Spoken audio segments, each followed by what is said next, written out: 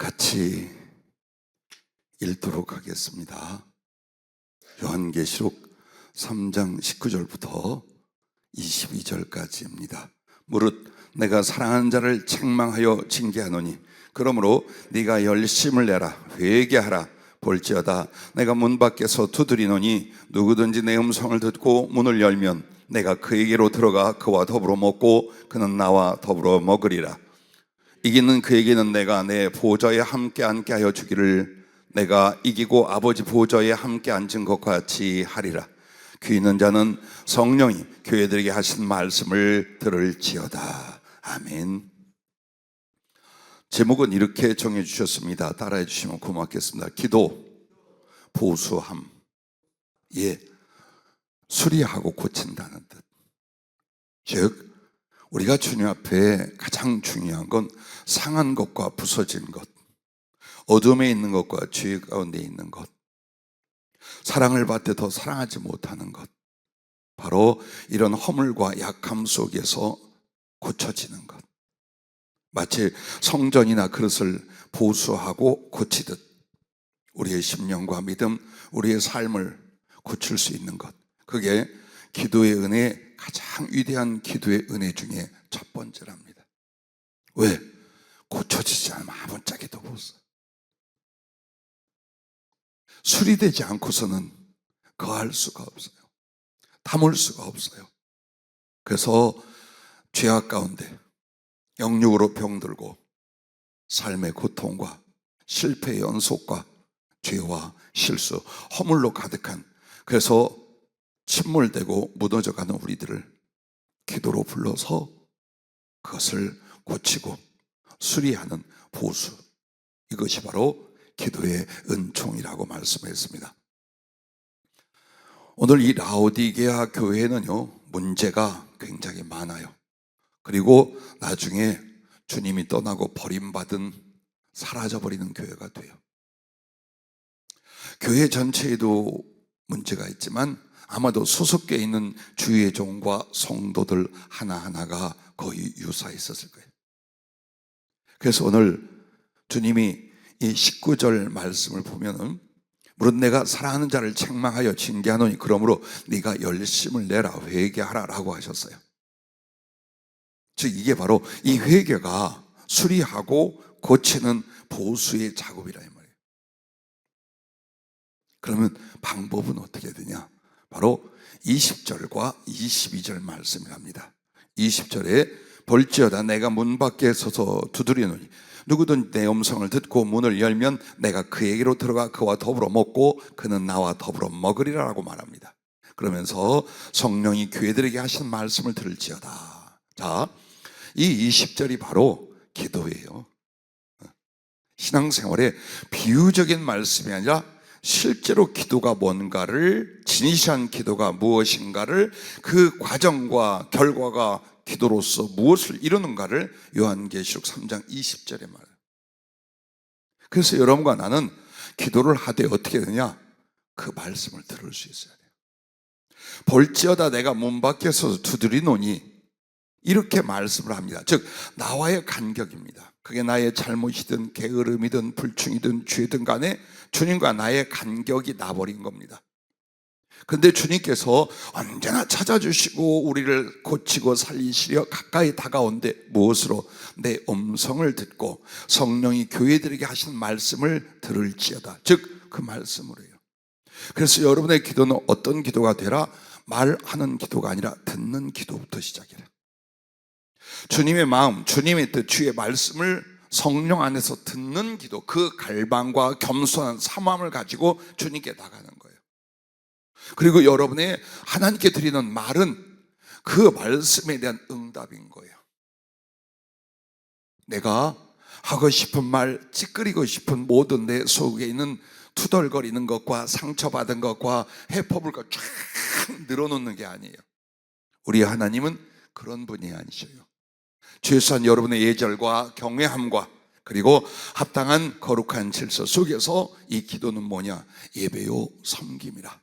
그래서 그분 앞에 무릎을 꿇고 경청하는 기도, 나의 심령이 열려 그분의 말씀과 그분의 성령의 감화를 기다리는 기도가 일어나야 된다라는 겁니다.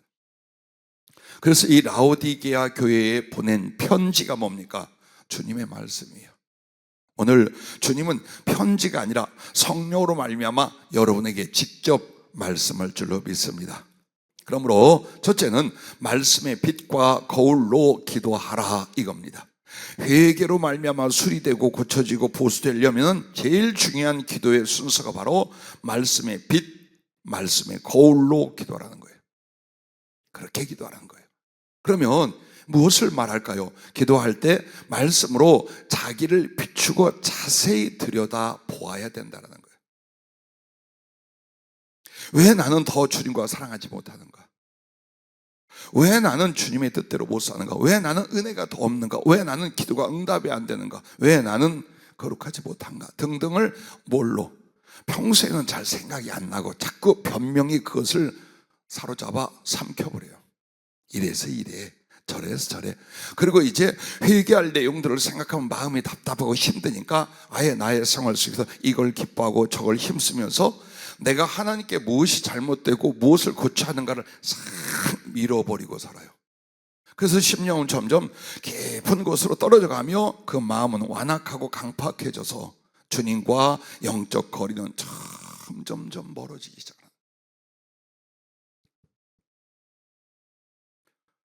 오늘 계시록 3장 17절에 보면 이런 말씀이 있어요. 알지 못하는도다. 네 꼴을, 네 위치를, 네 심령을, 너와 나의 관계를 네가 알지 못하는도다.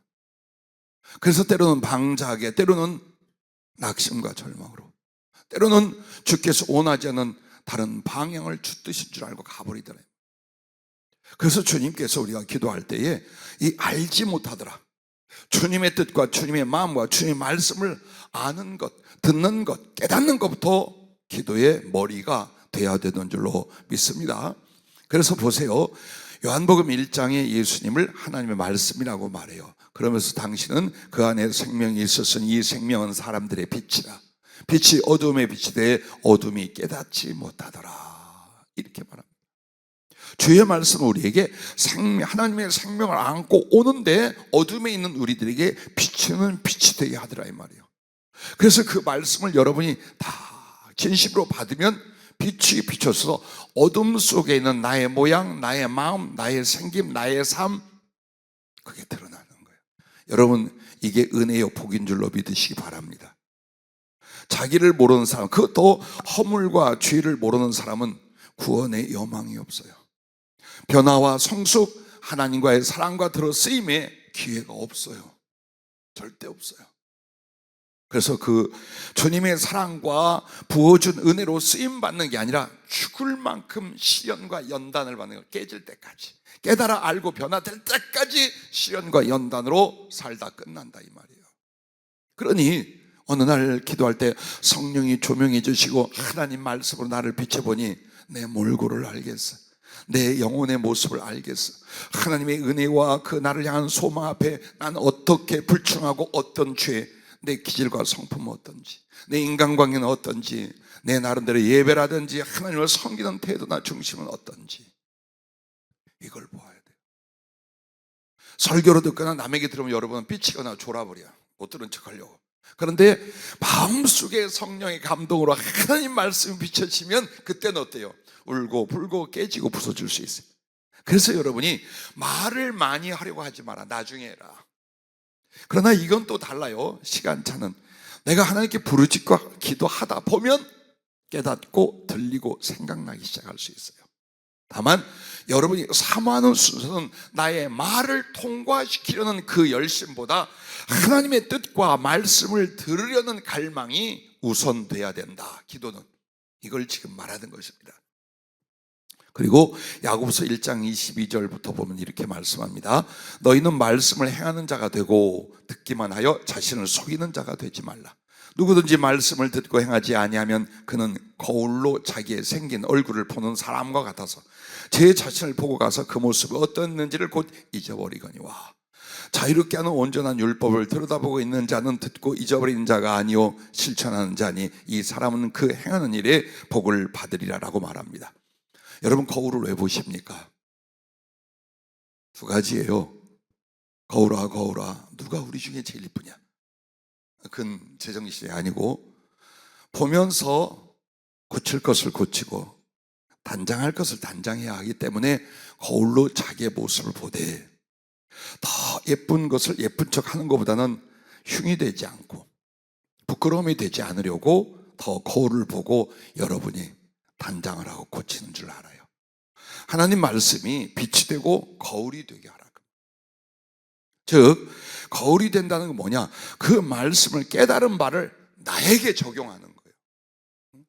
나에게 적용하는 거예요.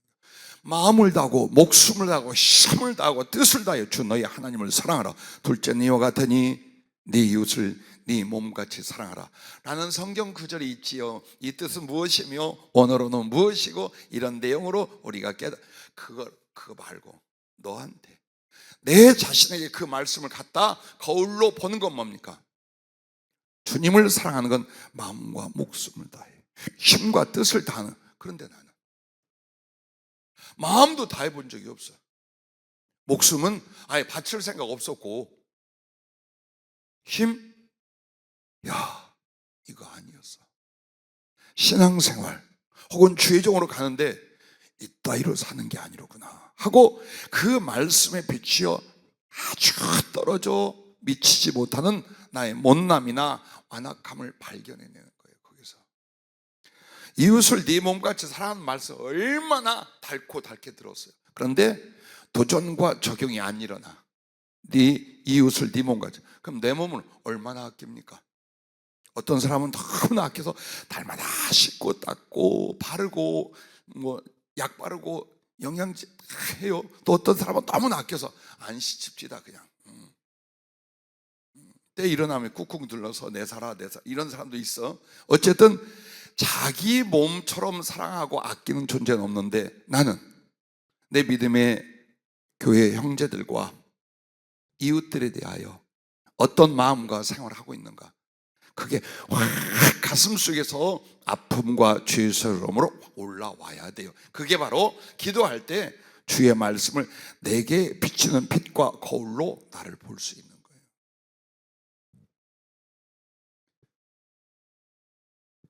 가인의 실패가 어디에서 온 줄 압니까? 그 마음속에 시기, 질투, 악을 품었어요. 이제 곧 있으면 주님이 사랑하고 아버지가 사랑하고 모든 이가 존경하고 인정하는 그 동생 아벨을 시기하여 쳐 죽일 판이에요. 근데 그 악하고 못된 마음을 하나님이 그냥 넘어져서 죄악에 삼키게 아니하시고 말씀으로 비춰주셨어요. 네가 어찌하여 그렇게 화를 내고 얼굴이 그 모양이냐? 네 속에 악이 없다면 네가 얼굴을 들지 못하거나 그렇게 되지 않을 거다. 그러므로 너는 악을 다스려야 된다. 죄를 이겨야 된다. 분명히 말씀으로 자기 심령 속에 악한 것과 그 뒤에 삼켜질 영혼에 대하여 말씀을 주었어요. 그럼 그걸로 자기를 비춰보는 게 뭡니까? 적용하는 거예요. 받아들이는 거예요. 이걸 안 했어요. 이걸 안 했어요. 그리고 동생을 그 악과 미움으로 말미암아 쳐 죽였어요. 돌판. 자, 다시 주님이 회개할 기회로 말씀을 줍니다. 네 동생이 어딨냐? 내가 내 동생을 지킨 자니까. 네 동생 아벨의 피가, 그 피가 흐른 땅이 내게 호소하고, 그 피가 내게 호소하고 있는데, 그러므로 너는 내가 너를 내쫓아버릴 것이다. 너는 영원히 유리한 자가 될 것이다. 즉 세 번째 말씀은 하나님의 진노와 정죄와 저주가 되고 맙니다. 회개하지 않으면 그렇게 되는 거예요. 그러나 처음에도 말씀을 줬었고 죄를 범하고 악에 빠졌을 때도 또 회개할 수 있도록 말씀을 줬어요. 그걸 가인이 붙들었더라면, 그 말씀으로 자기를 비추어 주여 하고 엎드렸다면 회개를 인하여 다시 하나님께 나아갈 수 있는 치료되고 고쳐진 그릇과 성전이 되지 않았겠습니까? 이것이라. 기도는 이게 있어야 된다라는 거예요. 다윗의 범죄를 보십시오. 바세바라는 여인을 사랑해서 그를 자기가 탐하여 자기 것을 만들고 임신을 하고, 이것을 가리게 하여 그 남편 충성된 우리아를 결국에는 회유하다 유혹하다 안 되니까 적진 맨 깊은 곳에 들어가 그들이 쏘는 화살에 맞아 죽게라. 자, 마음속에 음욕이, 탐심이 미움이 되고, 그리고 살인을 저지르게 됩니다. 다윗 같은 믿음 좋은 이가, 다윗같이 성품 좋은 이가 봐요, 인간은 같아. 그런데 그가 그렇게 하고 아닌 척하고 있어요. 회개하지 않고 있어요. 그런데 언제나, 그때나 지금이나 그 사람이나 나나 우리를 변화시키는 게 뭘까요? 하나님의 말씀이다. 나단 선지자가 하나님이 주신 말씀을 가지고 다윗을 찾아왔잖아요. 그리고 하는 말, 이 근처 마을에 과부가 홀로 자식처럼 키우는 암양 한 마리가 있습니다.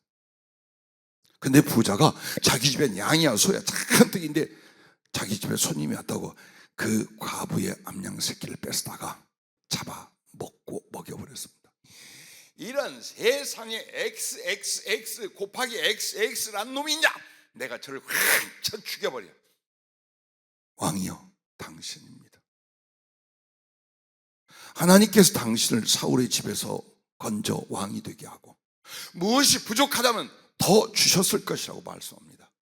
그런데 어째요 이런 악을 행합니까? 그런데 아무도 없어. 나단 선지자하고 자기 둘밖에 없어. 이 죄악을 영원히 비밀로 지키려면 쳐 죽이면 돼요. 아니면 겁박을 해서 이스라엘 쫓아버리면 돼요. 그런데 어떻게 합니까? 바로 그 말씀이 자기의 양심과 영혼 속에 영접을 합니다. 엎드려 자기의 죄를 자백을 하고 회개를 합니다. 그래서 다윗이 거기서 죽임을 당하지 않는 이유라고 주님 말해요. 그런데 후대에 그 다윗을 하나님은 뭐라고 합니까? 내 마음에 합한 자라. 그리고 여러분이 자주 들으셨죠? 주님이 항상 다윗을 왜 사랑하냐? 이리 치우치고 저리 넘어지고 자빠져도 다시 하나님의 뜻대로 일어나서 가는 그 믿음, 그게 뭐예요? 그게 회개야. 그게 회개인 거예요. 누가 완전하고 의롭고 완벽한 성결의 사람이 어디 있습니까? 그래서 주님이 언제나 여러분을 목욕을 시킨 뒤에 또 발을 씻기게 하여 항상 성령으로 가득한, 보혈로 가득한 그 말씀을 여러분 기도할 때에 주시게 하여 기다리고 계신 것을 믿으시기 바랍니다. 할렐루야. 엘리야가, 그 위대한 엘리야가 낙심과 절망에 빠졌어요.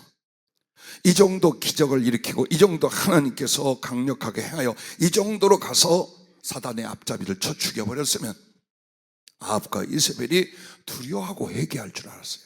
그런데 이세벨과 아합은 더 악랄해서 죽이고 또 죽이려고 저주하고 다짐하고 맹세하고 광고하여 쫓아다녀요. 이게 두려운 게 아니에요. 이 상황이 이제 질려버리는 거예요. 누구에게 그랬을까요?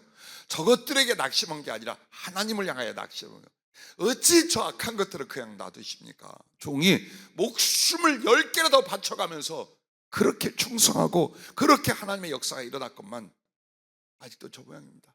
아 진짜 질린다 질려. 나 진짜 이 길 못 가겠다. 아 이제 이 사역 못 하겠다. 차라리 그래 못한다고 하면 주여 나 죽게 하옵소서. 그래서 엘리야가 로뎀나무 밑에 들어가고 사원은 저 멀던 곳 팍 누워버렸어요. 물도 안 먹고 음식도 안 먹고. 왜? 그래야 죽지. 저도 제 사역에 2번 그런 경우가 있었어요. 죽기를 구해. 근데 그게 전부 다 뭐냐? 낙심과 절망에 대해서. 자살은 할 수 없어. 그러므로 주여 내 목숨을 오늘이라도 취하십시오. 살 만큼 살았습니다. 아픔과 불충도 있었지만 주님을 인하여 행복했습니다. 나 여기서 끝나게 해주십시오. 그런데 이 엘리야를 그 절망과 낙심 속에서 수리하고 고치고 보수하는 일이 어떤 일입니까? 하나님 말씀, 하나님께 대해 마음이 다 굳어져서 말이 안 들어가. 말씀이 기억도 안 나는 거예요. 그럴 때 그에게 물과 떡을 먹이고 천사가 힘을 줘서 40주야를 걸어서 호렙산 시내산을 찾아가게 해요. 그 40일을 가면서 이제 이 속에 있던 강팍함, 아픔, 슬픔, 괴로움 등등 곱씹고 마음이 조금씩 열릴 수 있는 40여일을 시간을 준 거예요. 그동안 뭐 했겠어요? 기도했지. 40일 동안 이렇게 행하시는 주님 앞에, 그리고 이 모든 일들과 이제 주님이 불러서 그 앞에 갈 동안 그의 심령이 얼마나 간절히 기도하고 있겠어요. 많은 기적과 능력들 다 보여주시는데 거기에 여호와는 안 계셨어요. 그런데 여호와께서는 그에게 어떻게 나타나셔서 세미한 음성으로, 그 세미하다는 건 작은 소리란 뜻이 아니에요. 뚜렷하게 새겨질 수 있도록.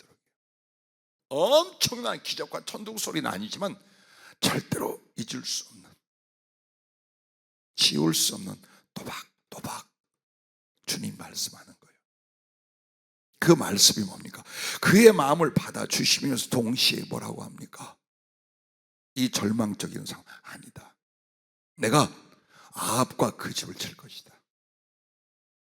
그래서 이웃 나라의 아무개를 왕으로, 그리고 저쪽 이스라엘 왕을 또다시 누구로, 그리고 나서 너의 뒤를 이어 선지자로 엘리사를 세울 거다. 그리고 나 혼자 남았다는 이 절망과 고독함 속에 그렇게 말합니다. 아직 이스라엘에 바알에게 무릎 꿇지 않은 7천이 남아있다. 상황을 말씀해 주시고 하나님의 계획을 말씀해 주시고 장래에 이루실 일을 다 말씀을 줘요. 그러자 그 말씀을 받으니 이 속에 낙심과 절망이 부끄러워지기 시작해요. 그러므로 그 낙심은 희망이 되고 다시 여호와에 대한 열심으로 그가 일어나 길을 가 일을 하게 됩니다. 자, 어떤 상황에도 고쳐지고 변화되고 자라나게 하는 건 기도 속에서 하나님 말씀을 받는 겁니다. 그래서 여러분이 가끔 이런 일들이 있어요. 목사님 설교는 짧게, 기도할 시간을 좀 많이 갖게. 난 그거 비겁한 변명이라고 생각해. 왜? 내가 내게 취해서 하는 기도가 잘하는 건 줄 알아요. 아니요. 기도는 말씀 듣고 말씀을 이루기 위해서 하는 거예요. 그래서 여러분과 내가 성령으로 직접 말씀을 듣기도 하지만 그 기도 시간 전에 꼭 성령께서 주의 종을 통하여 때로는 이렇게 기도하라. 나는 이렇다. 너는 이렇다. 말씀을 주는 걸 그날, 그리고 평생의 기도의 제목으로 삼아갈 수 있기를 바랍니다. 그러므로 여러분, 말씀으로 하나님의 뜻과 자신의 허물과 부족함을 찾아내시기를 바랍니다. 계시록 3장 17절 18절에 보면 라오디게아 교회가 이렇게 자만합니다. 네가 말하기를 나는 부자라 부유하여 부족한 것이 없다 하나 네 곤고한 것과 가련한 것과 가난한 것과 눈먼 것과 벌거벗은 것을 알지 못하는도다. 이 부분을 이제 알게 하신 거예요. 그리고 어떻게 그 부족하고 잘못된 것, 그것에서 하나님의 뜻이 뭔지, 하나님의 주신 지혜가 뭔지, 그 명령이 무엇인지 그걸 또 듣는 거예요. 그러므로 주님은 이렇게 그 교회에 지적을 해준 뒤에 방향을 잡아줍니다. 내가 너를 권하노니 내게서 불로 연단한 금을 사서 부유하게 하고 흰 옷을 사서 입어 벌거벗은 수치를 보이지 않게 하고 안약을 사서 눈에 발라보게 하라. 예, 충분히 그 교회에 그 시대에 살던 사람은 이 정도 말씀은 그렇군요 그렇게 하겠습니다. 이게 나오는 말씀이에요. 왜냐하면 보세요, 안약을 사서 눈에 발라보게 하라. 그것은 좀 이따 설명도 하겠습니다만 이 뜻이에요. 하나님의 말씀을 깨달아 너희들이 지혜로서 갖는 안목이 되라, 이 말이에요. 즉 하나님 말씀을 깨달아서 적용하고 살펴볼 수 있는 지혜를 구하라는 거예요. 그래야만 나 자신을 보아 하나님을 보게 돼요.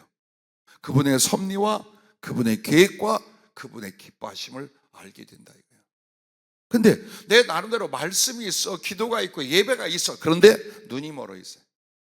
하나님과 진리를 모르며 하나님의 나를 향한 직접적인 뜻과 내가 무엇을 어떻게 되는지, 내 몰골은 어떤지 전혀 말씀을 통해 몰라. 그게 바로 눈이 멀어 있다 이 말이에요. 그래서 그 언약이 뭡니까? 하나님의 말씀이로되 그 말씀을 깨달아 적용하는 지혜는 그게 필요하다. 그 말씀을 주시는 거예요. 그러므로 여러분과 내가 그냥 재미로 보다가 은혜로 보다가 하나님 말씀 치료하다가 즐거워하다가 이렇지만은 기도할 때 다시 성령님이 생각나게 하시고 가르치시고 감화하시고 직접 또박또박 세미하게 말씀하는 걸 경험할 때 아무도 거부하지 못합니다. 그렇지요? 누구나 기도하며 성령의 그 거룩한 압도적인 말씀을 주실 때는 주여 하고 무릎을 꿇지, 아니야, 이미 그는 그리스도인이 아니에요. 이미 그 사람은 성령의 사람이 아니에요. 그래서 주님이 항상 주의 말씀을 어디서 듣기를 원해요? 성소에서, 무릎 꿇은 기도의 자리에서 당신의 마음과 말씀 알기를 원하시는 거예요. 그래서 주님의 뜻과 함께 나의 허물이 뭔지, 혹은 더 나아가야 될 부분에서 부족함이 무엇인지 그걸 보는 거예요. 왜? 이것 때문에 여러분과 내가 주님께 순종하지 못했고 사랑할 수도 없었고 복을 받아 쓰임 받을 수도 없었기 때문이에요. 문제점을 해결하지 않고는 진보가 이루어지지 않아요. 내 순종과 사랑도 하나님이 주셔 쓰고자 하는 것도 진보가 일어나지 않아요. 그걸 고쳐야 돼. 그게 바뀌어야 돼. 그래서 여러분과 나는 많은 걸 깨닫고 많은 걸 감동받는 것보다 더 중요한 게 뭐다? 기도할 때 성령으로 그의 말씀을 들어 내게 적용할 수 있어. 무릎 꿇는 거, 가슴을 치는 거, 조각나고 다시 하나님께 지어지려 몸부림치는 것, 이것이 첫째 은혜요, 가장 큰 은혜인 줄로 믿으시길 바랍니다. 자, 그 다음에 또 여러분과 내가 기도할 때 말씀을 받고 어디까지 가셔야 되냐? 믿음과 순종의 의지로 받는 거예요. 아무리 성령의 음성을 듣거나 환상을 보거나 주의 종을 통해 예언이나 직접적인 지식의 말씀을 듣는다 할지라도 그걸 뭘로 해야 돼요? 내 안에 믿음과 순종의 의지로 받아들여. 즉, 내 의지가 그 말씀을 붙들고 굴복할 수 있는 데까지 기도가 가야 되는 거예요. 이거 넘어가면 안 돼요. 왜? 다시 제자리로 돌아와요. 해보셨죠? 하나님과 그 말씀에 걸리는 게 있는데 이걸 살짝 비껴놓고 다른 기도 해보세요. 그 다음날 또 해보세요. 성령은 다시 그거 내놓아요. 해결할 때까지, 부서질 때까지, 넘어갈 때까지 계속. 왜? 그게 막혀있어. 그게 막혀있는데 어찌하여 주님이 생명을 주고 사랑을 주고 능력을 줘서 쓰고자 하는데 그걸 내버려 두겠어요? 그래서 결국에는 여러분에게 어때요? 다시 그 자리로 가서 박힌 돌을 빼든지 무너진 심령을 세우든지 그렇게 하시다. 그래서 여러분이 기도하러 가서 말씀이 생각나고 성령이 그 말씀을 주고 혹은 주의 종을 통하여 말씀을 줄 때에 여러분 그 말씀을 잡고 어떻게 돼요? 그 말씀을 가감 없이 믿음과 순종의 의지 속에 적용하고 내가 아멘 하고 일어날 때까지 기도하는 거예요. 왜? 내 인간성과 죄성은 내가 하지 못하던 것, 내가 잘못하던 것, 내 고집이나 죄성이나 습관이나 충성치 못한 부분을 그냥 아무 생각 없이 어느 날 이젠 내가 해야지, 안 돼요. 이젠 내가 그런 거 안 해야지, 안 돼요. 왜? 따개비처럼 달라붙어 있어요. 회충처럼 내 장까지 뚫고 들어와 있어요. 그런 것들이. 근데 생각만 가지고 안 하지요. 할게요. 안 할게요. 잘못했어요. 이러고 간다 이 말이에요. 근데 알아요. 주님 잘못했으면 안 할게요 하는데 마음속에는 내가 또 그럴 거야. 내게 또 그게 나올 거야. 그러고 기도의 자리를 떠나가는 거예요. 그러니까 백전백패하는 거예요. 성령의 진행도, 승리의 확신도, 하나님께서 길을 열어 나가게 하신다 안 일어나는 계속 맴도는 자리가 뭡니까? 나의 고집, 나의 죄성, 하나님 뜻을 따라가지 못함, 그런 등등을 믿음과 순종으로 하나님께 나의 의지를 딱 정하는 데까지 보가. 그래서 다니엘은 실행하기 전에 친구들하고 뭐라고 했어요? 뜻을 정하여. 이게 바로 믿음과 순종의 의지를 세운 걸 가르쳐 말해요. 그 의지가 서면 삶으로 행동으로 들어가게 됩니다.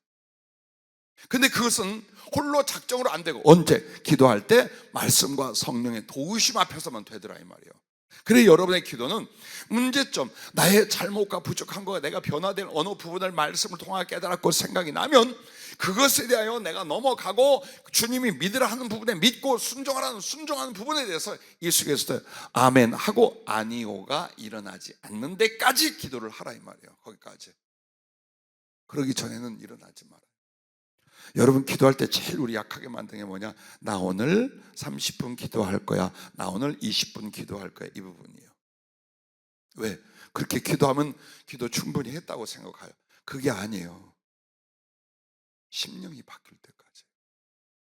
그 문제와 말씀 앞에서 내 마음이 뒤집어지고 변화되고 견고히 서서 따라갈 수 있을 때까지, 그걸 기도 속에서 성령과 말씀의 도움으로 이 강팍한 심령을 도려낼 때까지 기도하는 거야. 그걸 잡고 하는 거야. 왜 몸부림치겠어? 내가 그렇게 절규하고 통곡해야만 주님이 된다? 아니, 못 들을 수가 아니야. 이걸 도려내려고 몸부림치는 거야. 이걸 부서뜨리려고. 그거예요 여러분. 그거예요. 알잖아요.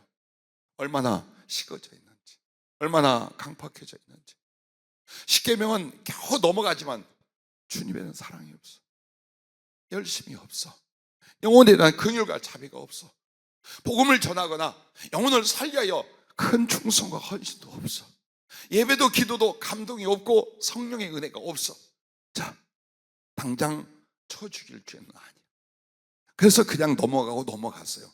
그런데 기도하러 딱 왔는데 성령이 다 조명하시면 내 마음에 그 말씀들을 주님의 마음과 주님의 원하심과 주님의 방향으로 다 주고 계셔. 그래서 아멘 하려고 했어요. 아멘 했어요. 근데 여기서 뭔가가 또 올라와. 거스리는 뭔가가, 부족한 뭔가가, 주 뜻대로 못 살 그 뭔가가 뿌리가 남아가지고 올라오는 거야.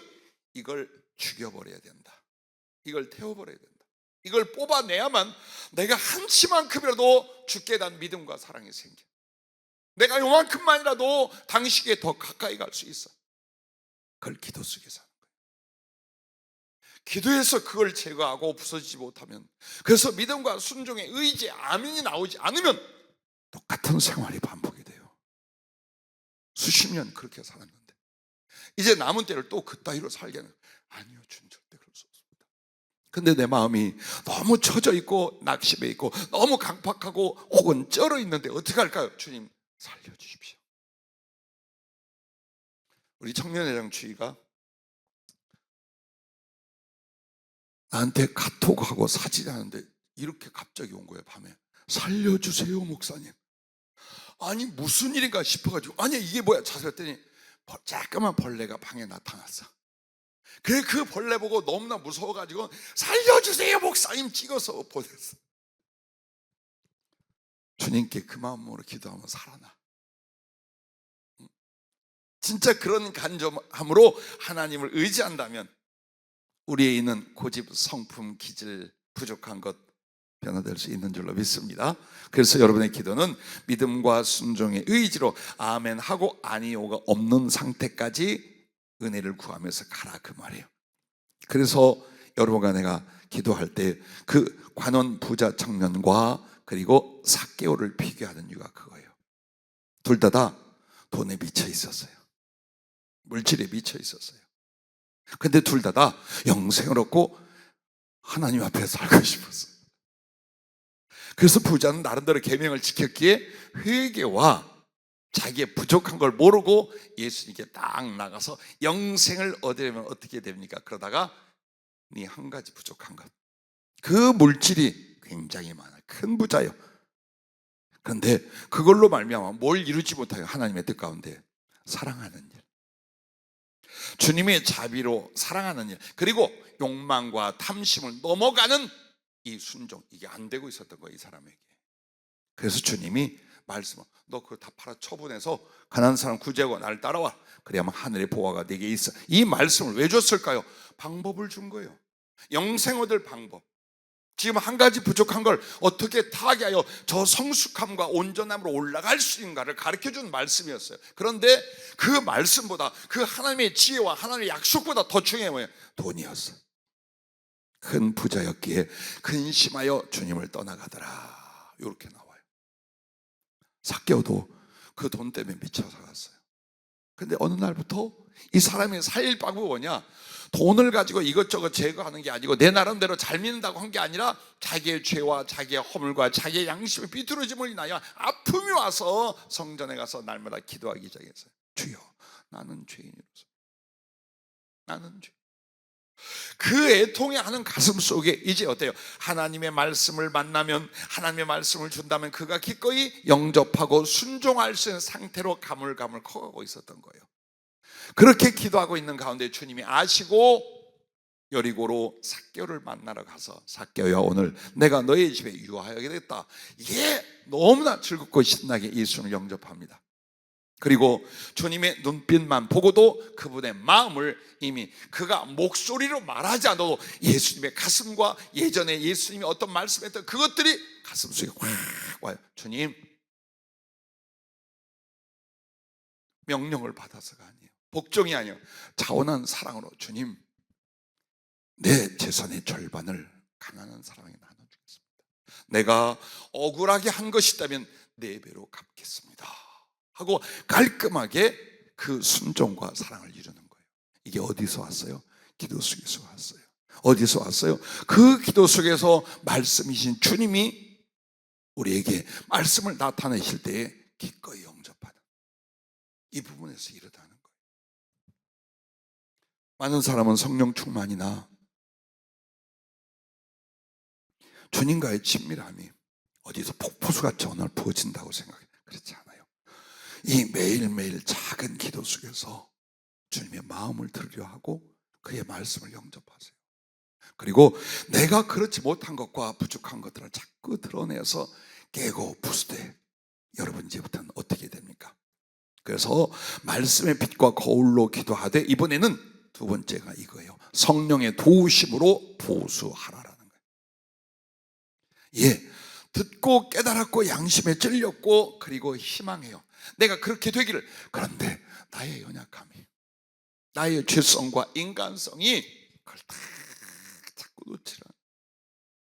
그래서 거기에 항상 굴복하고 애통하다가 나중에는 너무 아프니까 부끄러우니까 고기를 꼭꼭 누르는 거예요. 때는 불면 확 벗겨야 되는데 귀찮으면 꼭꼭 눌러 다시 말리는 것처럼 그 부분을 그렇게 두는 거예요. 그러나 여러분이 기도하며 주의 마음을 들었습니까? 그 말씀을 듣고 받아들였습니까? 그럼 그걸 이룰 수 있도록 성령이 도와주실 거예요. 그 자리에서. 아니면 다시 도끼로 10번 치고 안 넘어가는 나무 없듯이 작은 망치 같지만 수천 번 수만 번 친다면 내 길에 있는 바위를 깨서 부술 수 있는 거잖아.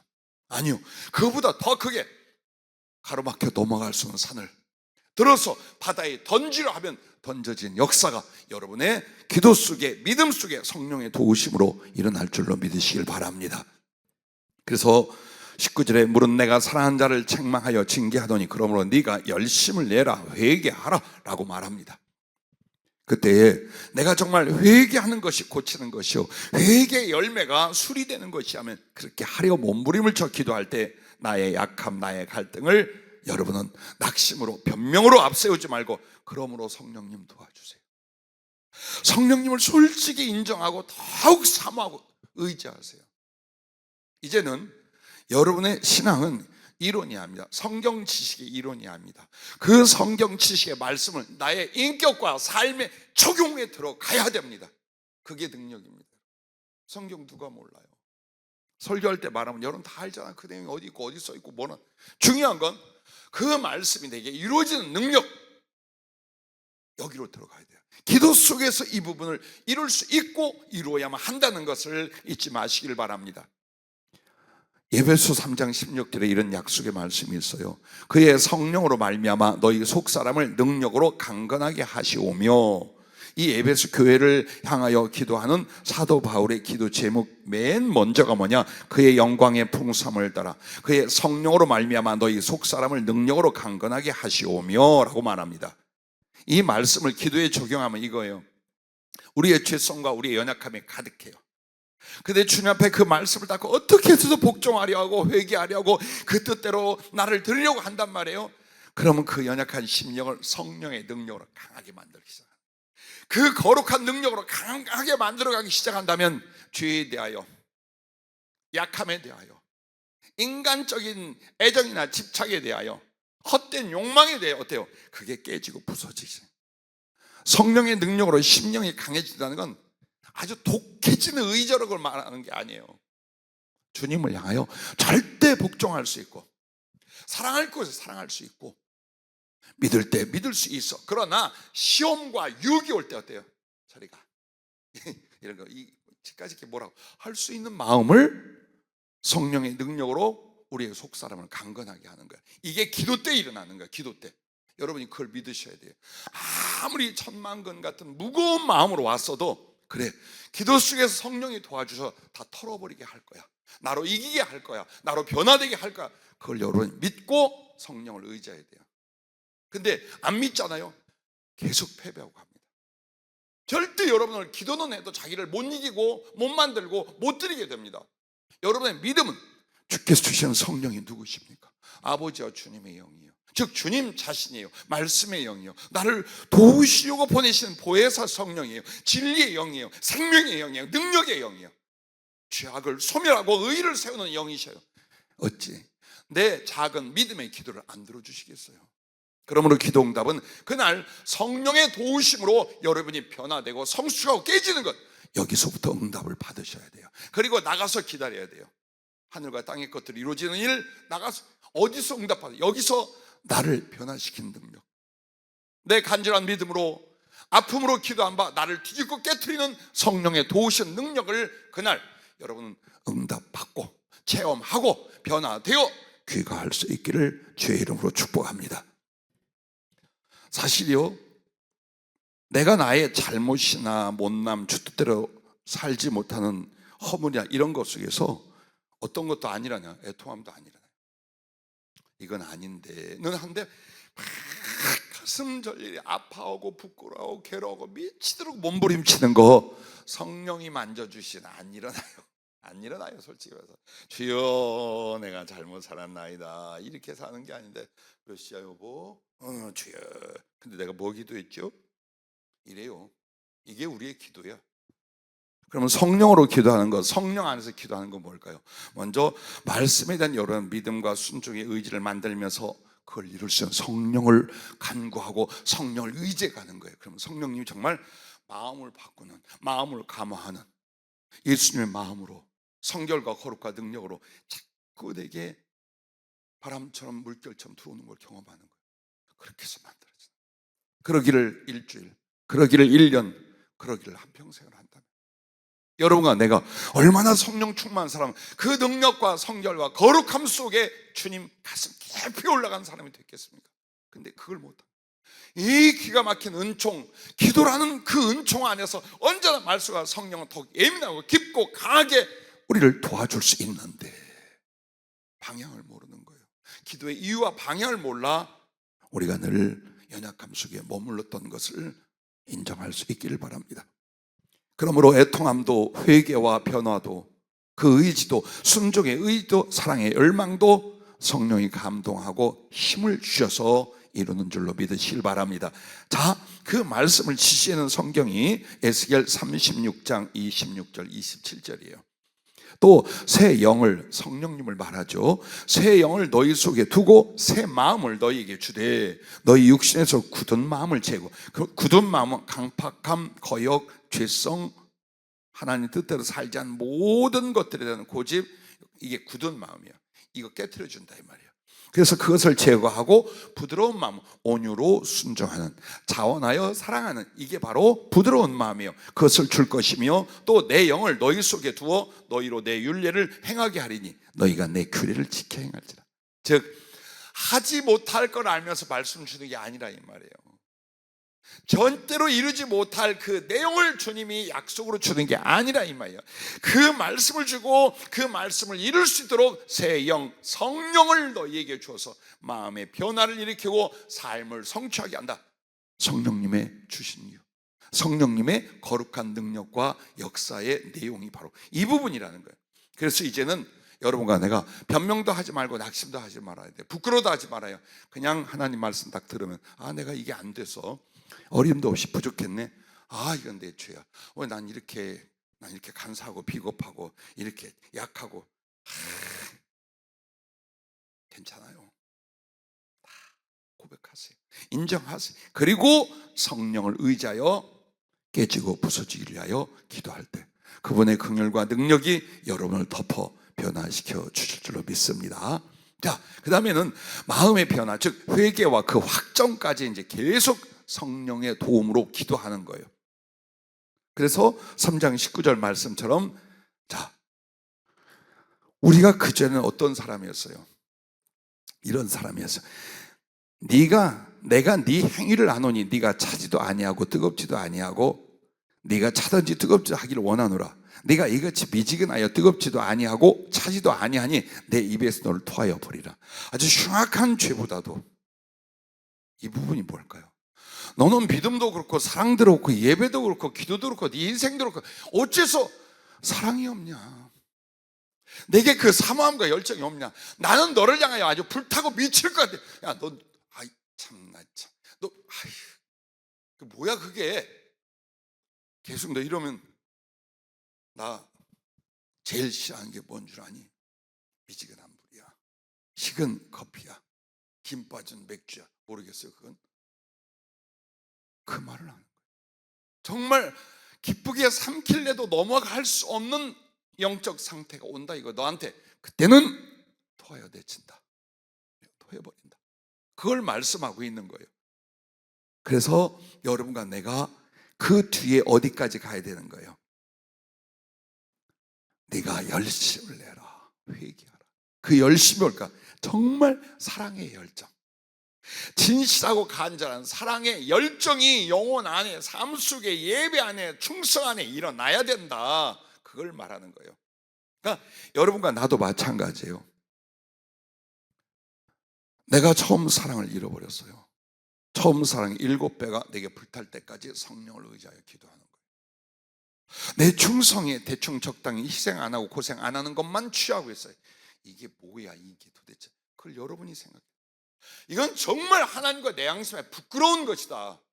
왜? 목숨을 다해도 드릴 만한 사랑과 충성이 아닌데 대충 적당히 설렁설렁 살아. 이건 내가 용납 못해. 그래서 주님 앞에 여러분이 어때요? 간절히 기도하고 할 때 이제 성령님이 도와서 돼. 불길 같은 가슴, 자원하는 심령과 타오르는 사랑으로 말미암아 참고 믿고 바라고 견딜 수 있는 상태로 들어갈 때까지 기도할 수 있기를 바랍니다. 그러므로 여러분이 성령을 의지하여 끝까지 기도하면서 변화와 회개, 그리고 그것을 완전히 내 영과 삶 속에서 확정하기까지 계속 기도해 간다면 성령은 이렇게 말씀합니다. 히브리서 9장 14절 하물며 영원하신 성령으로 말미암아 흠없는 자기를 하나님께 드린 그리스도의 피가 어찌 너희 양심을 죽을 행실에서 깨끗하게 하고 살아계신 하나님을 섬기게 하지 못하겠느냐. 성령님과 주님의 보혈은요 같아요. 짝이에요. 거룩한 은총과 기능이 같아요. 그래서 그리스도가 자기의 피를 하나님 앞에 드리고 우리를 위하여 뿌려 주실 때에 무엇으로? 성령으로 하셨어요. 그 말은 그 일이 성령으로만 됐다는 게 아니에요. 그 보혈로 말미암아 이제 하나님의 생명과 죄사함과 사랑이 예수님의 피의 기능처럼 성령께서 그 기능으로 우리에게 부어질 것을 말하는 거예요. 그래서 여러분과 나는 죽은 행실, 죄와 불충, 죽은 행실에서 나를 깨끗하게 회개하고 변화시킨다는 거예요.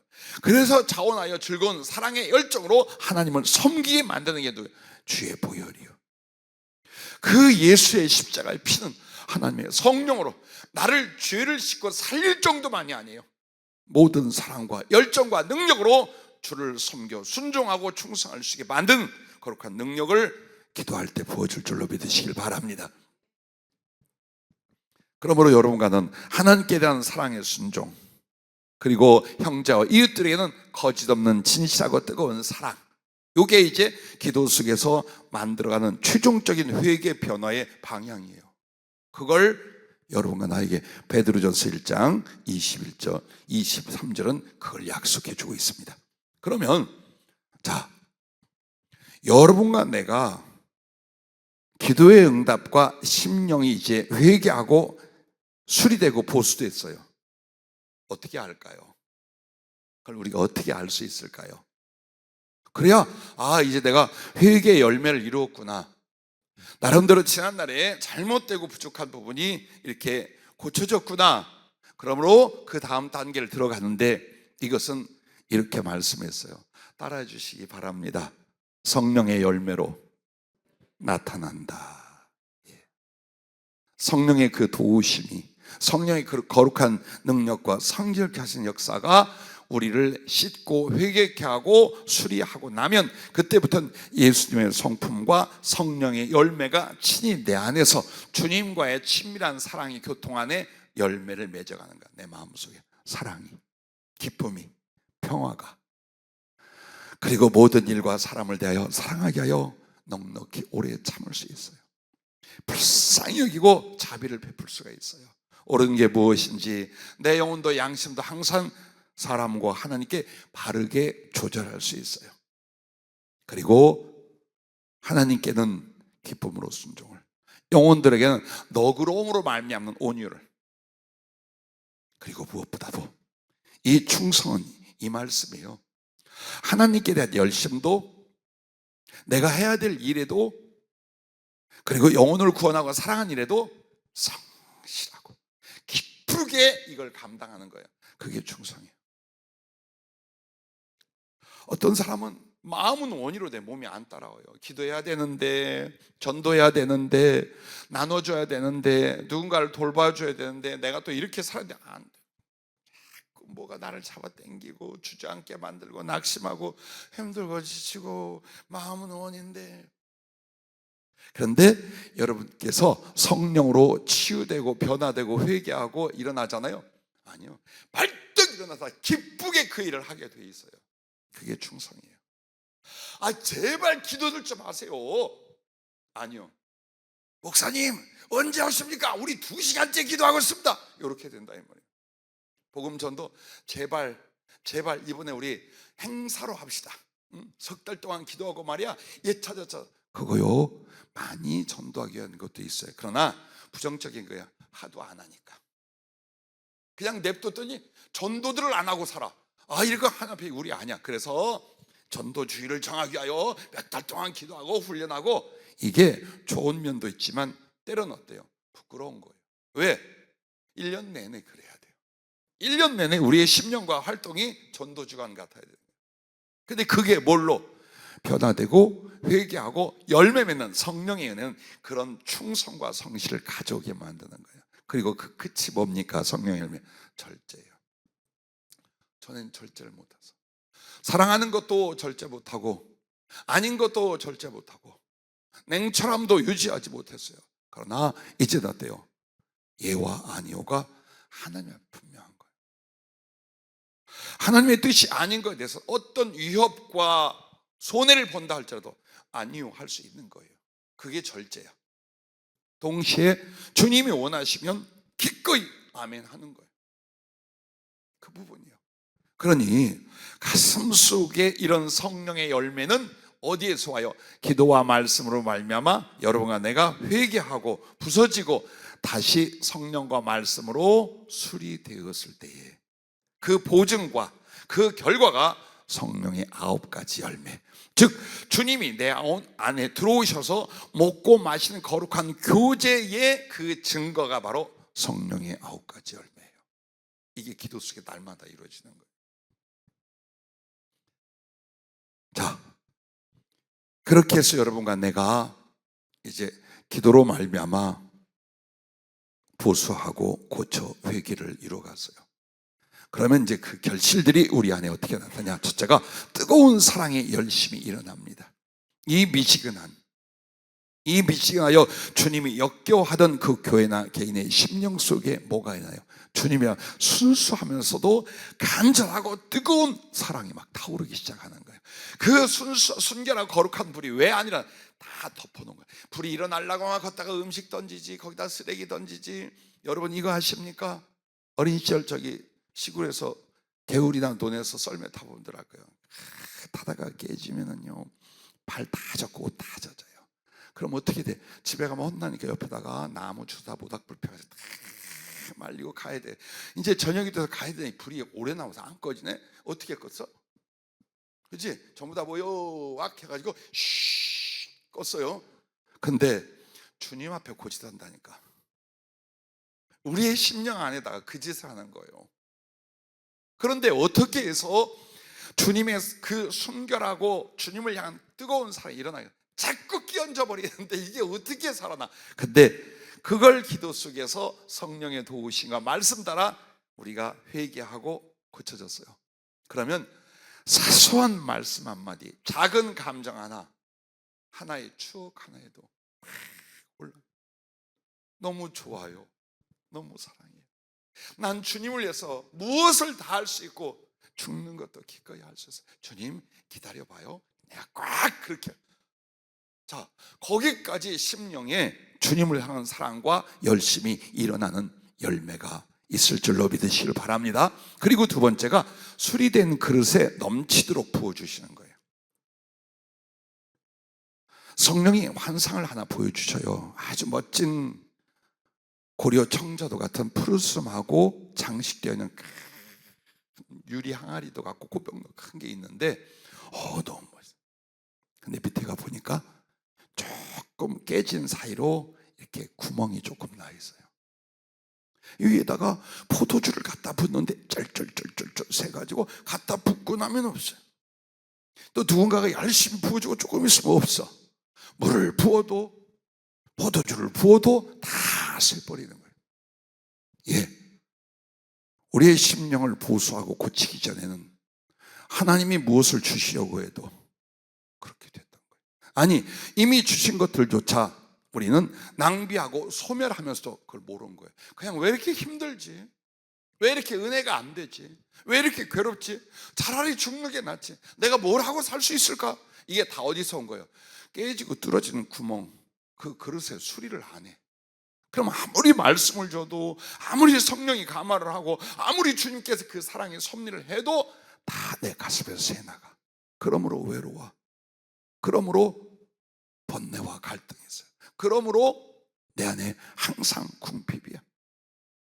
깨진 것, 부서진 것을 보수해야 부어주는 족족 채워지고 넘치게 될 거 아닙니까? 그래서 여러분과 내가 보수라는 말, 회개가 왜 주님이 보수한다, 수리한다는 말을 썼을까요? 그릇으로서 그렇다 이 말이에요. 그래서 다 세워나가다가 결국 그릇이 파쇄되어 버립니다. 그래서 우리가 그동안 더 은혜로 충만하고 주님과의 사랑이며 그가 주신 것으로 더 아름답게 쓰임받지 못한 아픔이 있다면 딱 하나, 나의 심령과 주님을 향한 나의 중심 혹은 믿음과 삶을 수리하지 못했구나. 깨져 있었는데, 새나가고 있었는데 내가 이걸 해결을 못했구나. 여러분 그 생각을 하십니까?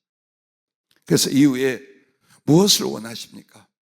주님과 나와의 사랑, 혹은 주님 앞에 이 사랑을 이룰 충성 앞에 여러분 뭐가 필요하십니까? 그릇만 되면 돼요. 그릇만 만들어지면 돼요.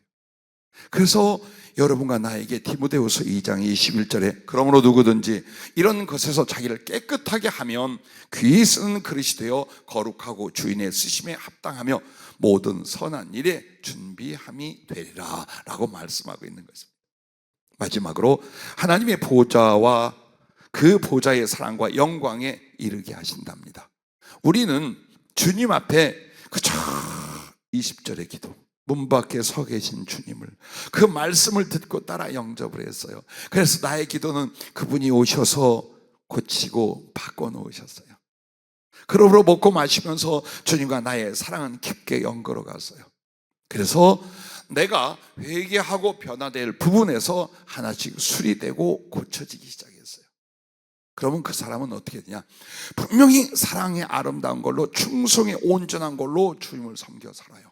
그리고 나서 그 심령이 주님과의 성전과 보좌가 될 뿐만 아니라 그의 사역과 충성이 바로 왕의 권세를 갖게 된다는 뜻이에요. 그리고 이후에 주님 앞에 갔을 때에 착하고 충성된 종아, 네가 적은 일에 충성하여서 내가 큰 것을 맡기고 너는 주인의 기쁨에 참여하리라. 당에서 뭔가 달란트를 더 주시는 말도 있어요. 그러나 궁극적으로 큰 건 뭘까요? 당신의 나라와 보좌요. 그리고 주인의 기쁨은 뭘까요? 거기서 누리는 주님과 나의 정말 하나 되는 사랑, 표현할 수 없는 그 신비롭고 상상을 넘는 주님과 나의 사랑의 비밀, 그게 참여한다라는 겁니다. 그런데 그 시작이 어디서요? 우리의 기도부터 있습니다.